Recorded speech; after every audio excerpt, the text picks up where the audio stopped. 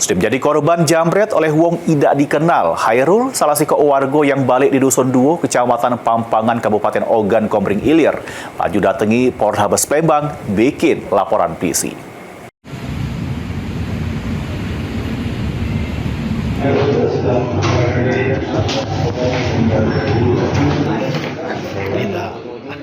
Nasib apes yang dialami Hairul, salah satu warga yang balik di Dusun Duo, Kecamatan Pampangan, Kabupaten Ogan Komering Ilir, sudah menjadi korban jambret oleh wong tidak dikenal. Atas kejadian tersebut, korban laju datangi Polrestabes Palembang, bikin laporan polisi. Dari keterangan korban, kejadiannya bermula dirinya yang sedang duduk di pinggir jalan yang berada di Jalan Sriwijaya Raya, Kecamatan Keramasan, Kertapati, Palembang. Tepatnya di pinggir depan Indomaret Kertapati. Korban yang sedang main ke HP, tiba-tiba datang dua wong yang gunakan motor terus deketi korban. Salah si pelaku langsung nyentak ke HP yang lagi dimain ke korban. Korban yang terkejut langsung berteriak maling. Pelaku sempat dikejar oleh korban sama kawannya, cuma tidak terkejar karena ngebut.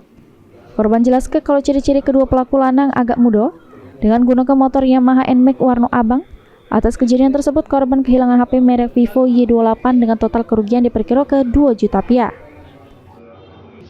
Aku tuh nunduk, kami itu bertiga, ada tukang becak dengan bininya itu kan. Nah, tiba-tiba HP itu dijamret lah berjarak sekitar 15 meter. Anakku baru sadar nengok, oh yang jambret itu motor NMAX merah, berdua.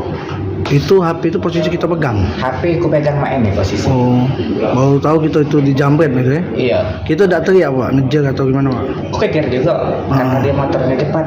Betul ya? HP apa Pak yang dijambret? Ini HP-nya Vivo Y28. Berapa kerugian Pak? Kisaran 2 juta kalau beli barunya.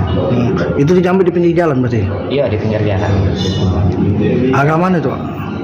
Depan Indomaret, arah sebelum masuk gerbang tol Keramasan.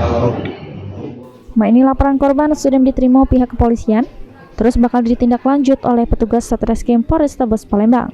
Suryadi, PAL TV.